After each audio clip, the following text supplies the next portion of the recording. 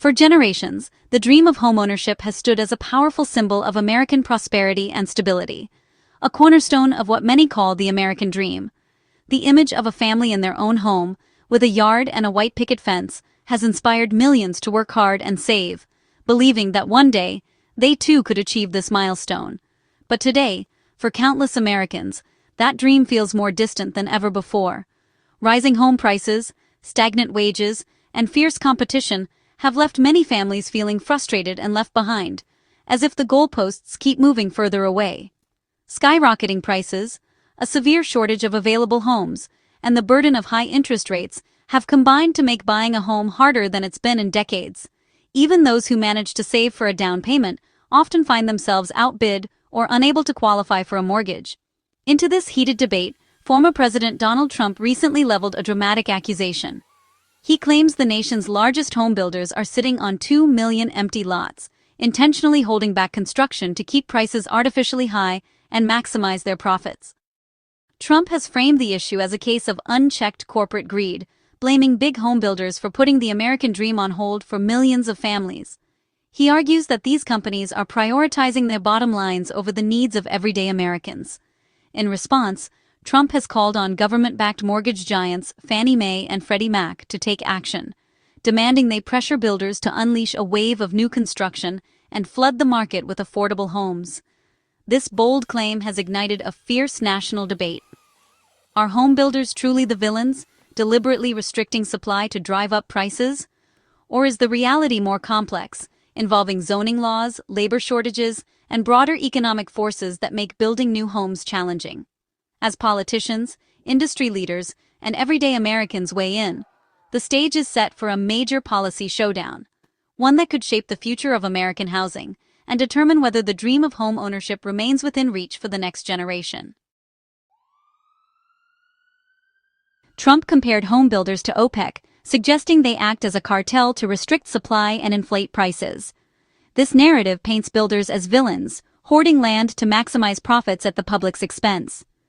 Trump's insider status adds weight to his accusation, positioning him as a populist willing to challenge even his own friends. But the U.S. home building industry is highly fragmented, with thousands of firms and no single group controlling the market. Unlike OPEC, coordination among builders is nearly impossible. Competition is fierce, and market share is always up for grabs. Many economists question the validity of Trump's comparison, arguing that the industry simply isn't structured for cartel-like behavior. The idea of a housing cartel may be compelling, but the reality is far more complex. The data tells a complicated story. On the surface, it might seem like the housing market is simply cooling off, but a closer look reveals a web of factors shaping what's happening today. From shifting buyer demand to the impact of government policy, every piece of the puzzle matters. In August 2024, new home inventory dropped to its lowest point of the year, and new construction slowed. Builders faced rising costs for materials and labor, and many projects stalled before they could even break ground. This slowdown has left many would-be buyers frustrated, searching for homes that simply aren't being built fast enough. Yet, the total number of homes for sale, including existing ones, actually rose, and builders began cutting prices and offering incentives to attract buyers. Open houses are seeing more foot traffic, but buyers are cautious, weighing their options in a market that feels unpredictable. If builders were truly acting as a cartel, they wouldn't be slashing prices or sweetening deals. Instead, they're competing fiercely, trying to move inventory in a challenging environment. Price reductions, mortgage rate buydowns, and even free upgrades are now common strategies. High mortgage rates have made homes unaffordable for many, forcing builders to compete for buyers. For families hoping to buy, the monthly payment is often out of reach, and some are choosing to wait, hoping for rates to drop or prices to fall further. The claim of 2 million hoarded lots clashes with industry reports of a severe shortage of buildable land. While some believe builders are sitting on land to drive up prices, the reality is more complex. Many of these lots are not ready for immediate development. Most of these lots aren't shovel-ready. They're tied up in lengthy approval processes. Zoning laws, environmental reviews, and local opposition can delay projects for years, making it difficult to bring new homes to market quickly. 64% of builders report a low supply of ready-to-build lots.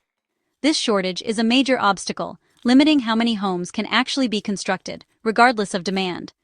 The real bottleneck may not be greed, but the system itself. With so many hurdles in the way, from regulations to rising costs, the path to more affordable housing is anything but simple. Understanding these challenges is key to finding real solutions for the future. Many housing advocates, especially the YIMBY movement, argue that government regulation, not corporate greed, is the true culprit. They say builders are desperate to build, but are blocked by a maze of zoning laws, building codes, and local approvals. Economist Brian Kaplan calls the cartel theory bizarre, pointing instead to thousands of local governments with the power to stall projects. Empty lots are more likely waiting for permits than being hoarded. Local, not in my backyard groups often pressure officials to block new developments, making it easier for politicians to say no. The YIMBY's solution? Reform the rules, streamline approvals, and allow more diverse housing types. The real fight may be against bureaucracy, not builders. Regulatory hurdles can add years and huge costs to any housing project. Zoning laws often ban affordable options like duplexes or apartments, forcing builders to seek difficult zoning changes. Even with proper zoning, projects face multiple rounds of subjective reviews and approvals. In California, environmental laws like CEQA are used to block projects through lawsuits, causing years of delay and millions in legal fees. These obstacles mean only the largest builders can survive, pushing out smaller competitors and reducing overall supply. Empty lots often represent projects stuck in bureaucratic limbo, not corporate hoarding. The result: higher costs, fewer homes, and a market that can't keep up with demand. The system, not the builder, is often the real barrier. For builders, empty lots are a financial burden, not a treasure. Their business depends on building and selling quickly, not sitting on idle land. Delays mean paying taxes, insurance, and interest on land that isn't generating revenue. Most builders want to develop their lots, but are stuck waiting for permits, zoning changes, or legal challenges. The 2 million lots Trump cited likely include many that are legally unbuildable for now. Labor shortages and supply chain issues add further delays even after approvals are secured. The timeline from land purchase to finished home is long and unpredictable. Builders are often forced into a waiting game they'd rather avoid. Two competing stories explain America's housing shortage. Trump's version blames corporate greed, powerful builders hoard land, restrict supply, and keep prices high. The solution? Force them to build, using government leverage. This narrative is emotionally satisfying, offering a clear villain and a simple fix. The YIMBY story blames government gridlock. Builders want to build, but are blocked by endless rules and local opposition. Here, the empty lots are projects trapped in red tape, not a hoard of treasure. The villain is a broken system, not a greedy corporation. The solution is complex: reform zoning, streamline permits, and tackle local resistance. The real challenge is changing the rules, not just pointing fingers. The solutions to America's housing shortage are as divided as the diagnoses. Across the country, policymakers, builders, and advocates are locked in debate, each proposing a different path to get more homes built. Some see the problem as one of incentives, others as a matter of outdated rules, and still others as a question of government intervention. Former President Trump's approach is to pressure builders through the powerful mortgage giants, Fannie Mae and Freddie Mac. The idea is to use these agencies as leverage, potentially by withholding mortgage support from developers who are sitting on undeveloped land, hoping to nudge them into action and get shovels in the ground faster. Supporters argue this could break the logjam and force builders to deliver more homes. But many housing experts and legal analysts doubt whether Fannie and Freddie actually have the authority or practical ability to force builders' hands in this way. These agencies were designed to support the mortgage market, not to police land use or development timelines. And if the real reasons for slow construction are tangled regulations, high costs, or labor shortages, then simply applying financial pressure may not address the root causes.